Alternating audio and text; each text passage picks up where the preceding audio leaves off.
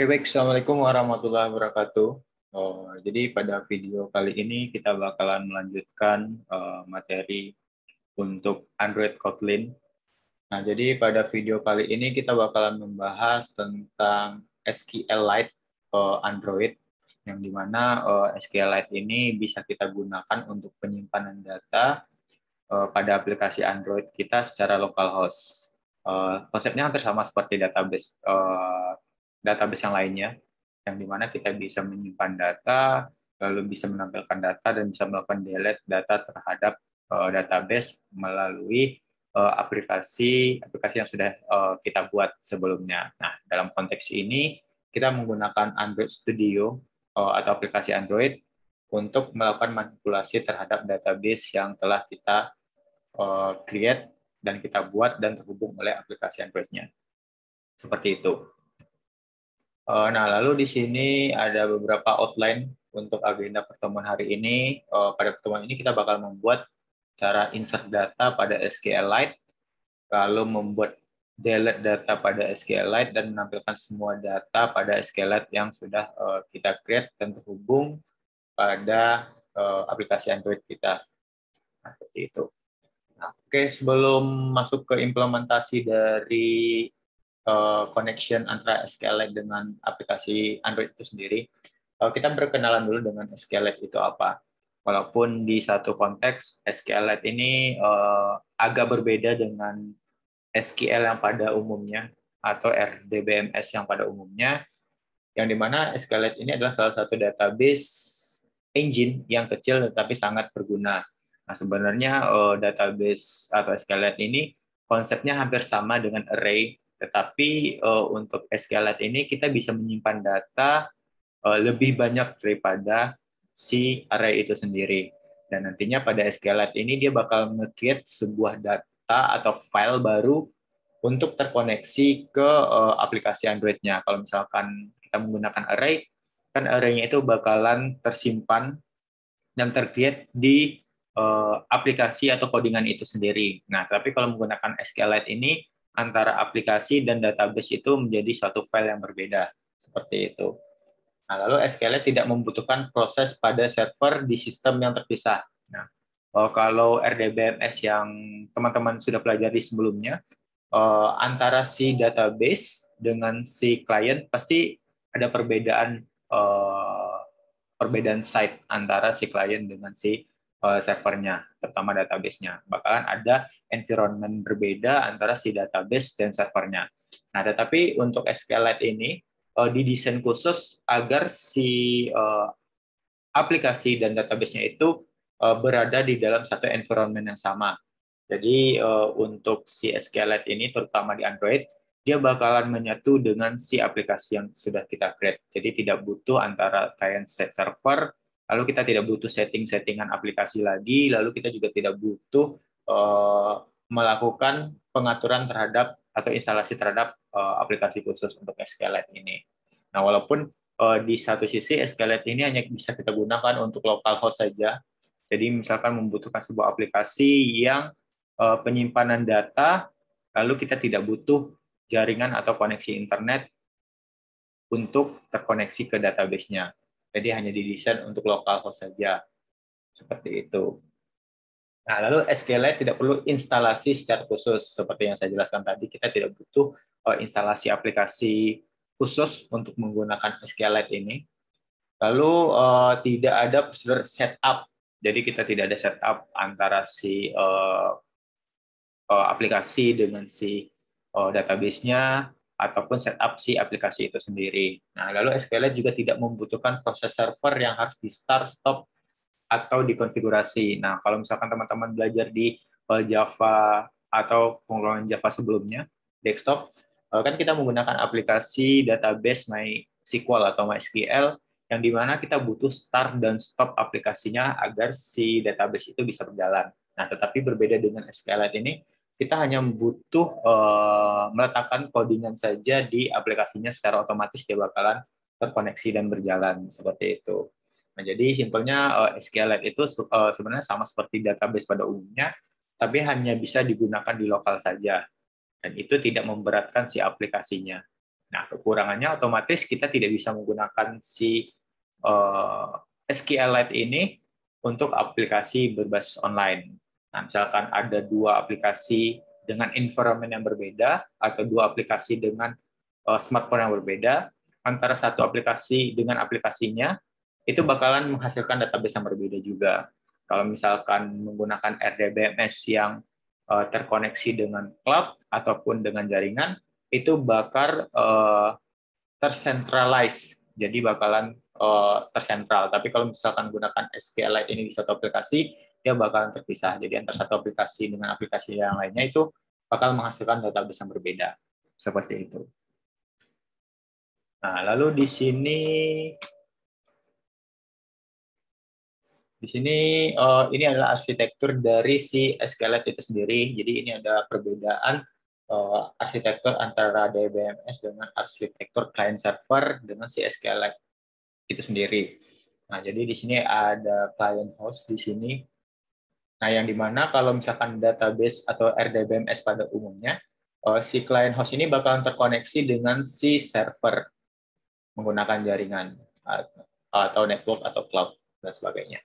Nah, lalu antara si RDBMS itu bakal menghasilkan si DB files, yang dimana DB files ini bisa terkoneksi dengan aplikasi yang bakal kita deploy atau kita implementasikan. Nah, berbeda dengan SQLite, jadi SQLite itu hanya ada satu file saja.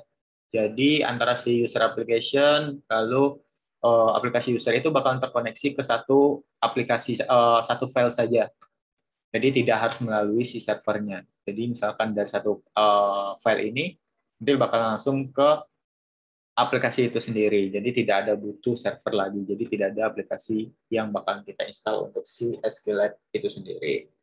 Nah, seperti itu. Nah, oke, sekarang kita masuk ke implementasi Android Kotlin-nya.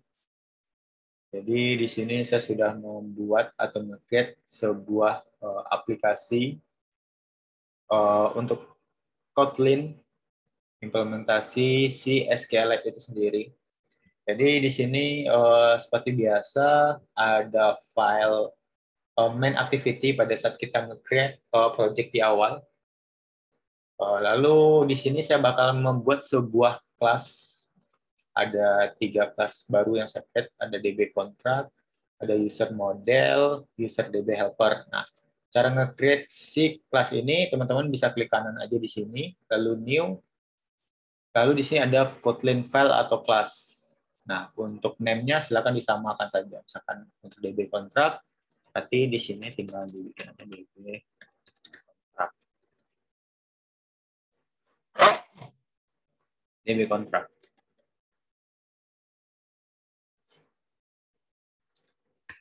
Nah, lalu tinggal di OK-kan saja.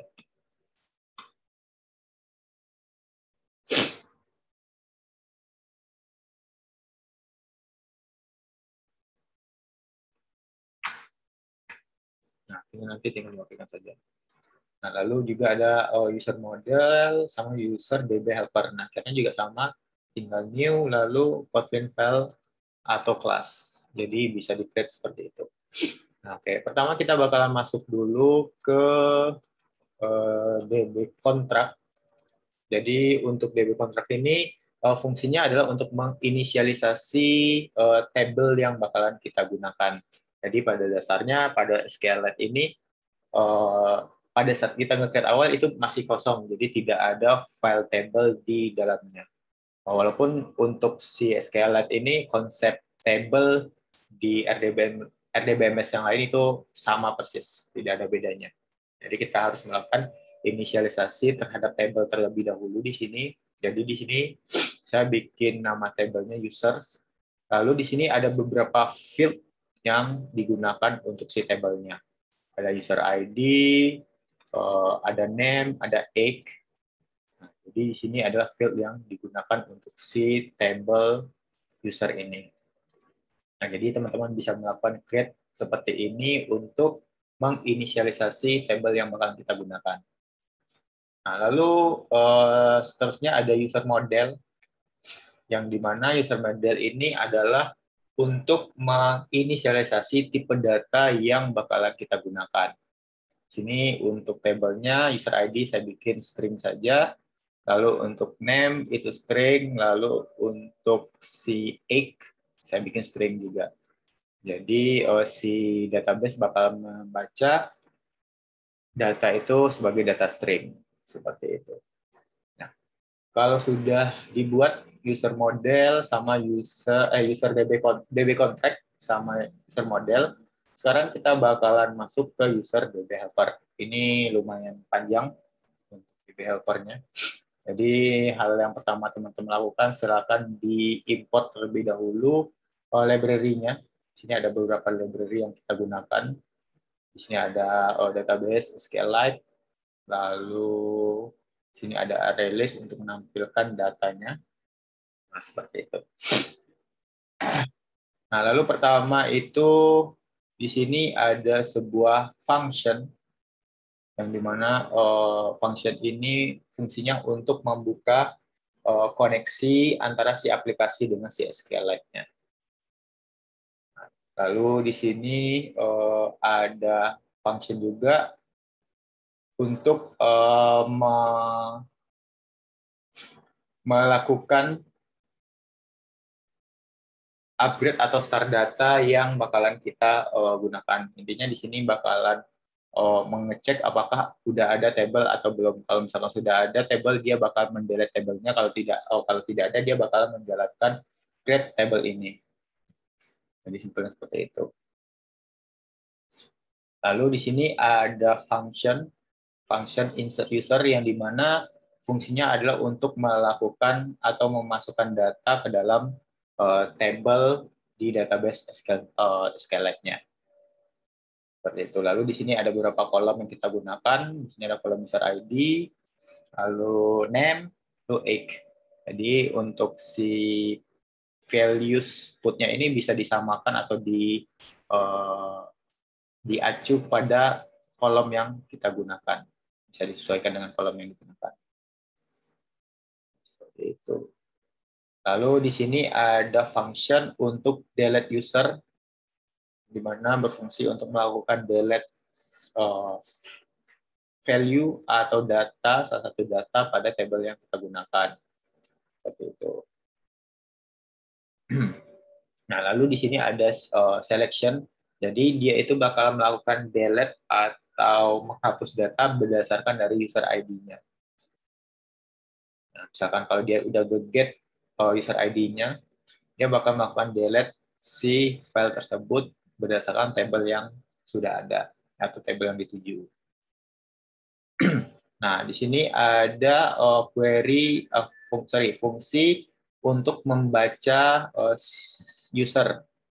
Membaca user. Nah, seperti database pada umumnya, di sini kita bisa menggunakan query juga. Bisa menggunakan query. Di sini ada query select bintang from, terus nama tabelnya apa, where, di mana, si user ID itu sama dengan apa. Seperti itu. Nah, lalu di sini juga ada function untuk membaca semua data pada database atau pada table. Sama di sini juga ada query-nya, yang dimana bedanya kalau misalkan read all user, kita tidak menggunakan kondisi di sini. Kalau misalkan untuk read user, dia bakalan ada kondisi di sini sesuai dengan input si user ID-nya.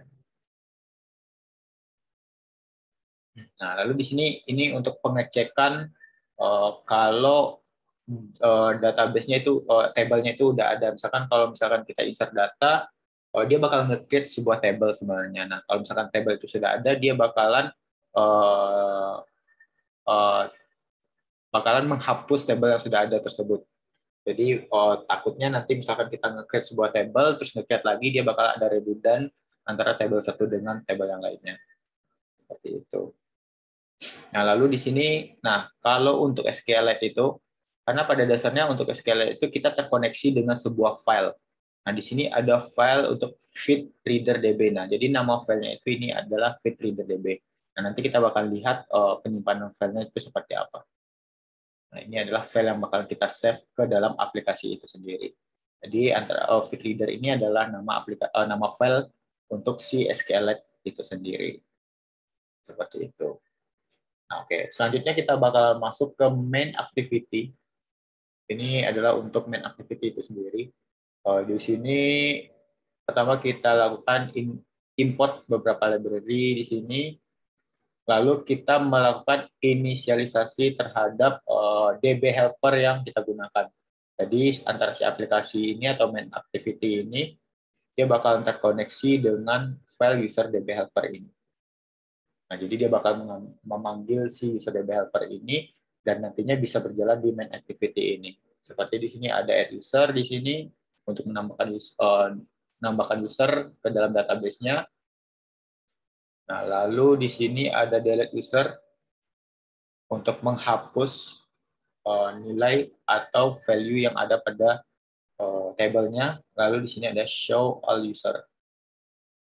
Seperti itu. Lalu di sini ada beberapa field atau nilai yang bakalan ditampilkan. Di sini ada user ID, name, sama age. Seperti itu. Nah, lalu di sini ada fetch user size. Lalu user di sini untuk menampilkan berapa banyak data yang ada pada tabel yang kita insert di database-nya atau di tabelnya.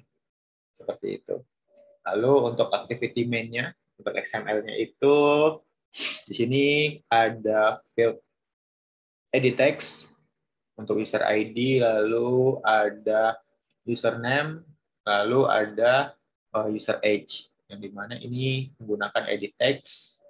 Lalu ada 3 buah button untuk add, delete, dan show all. Nah, lalu di sini di bawahnya si linear layout.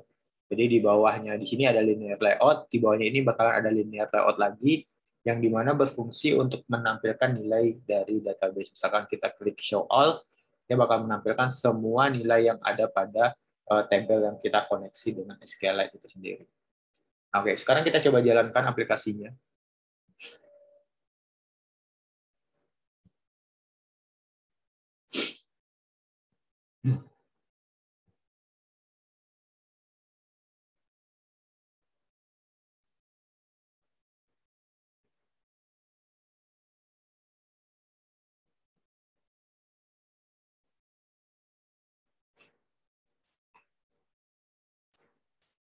Oke, jadi ini adalah bentuk aplikasinya.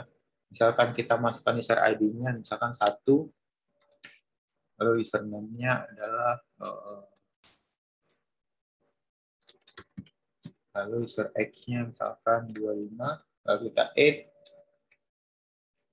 Nah, lalu kita tambahkan lagi misalkan 2.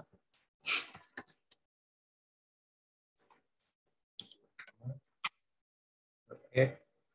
Nah, kalau misalkan kita klik show all, dia bakal menampilkan semua datanya. Nah, lalu di sini ada data user ID, name, sama age-nya. Nah, lalu fetch ini yang tadi, text tadi yang bakal menampilkan berapa jumlah data yang ada pada tabelnya.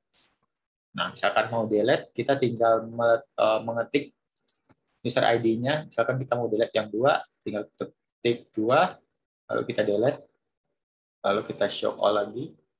Nah, data tersebut bakalan terdelete. Nah, filenya di mana? Oke, kita lihat file DB-nya ada di aplikasinya. Jadi di sini saya masuk ke File Explorer untuk si aplikasinya. Nah, jadi untuk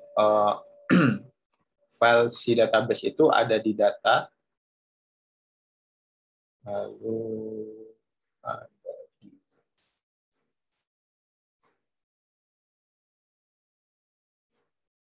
ada di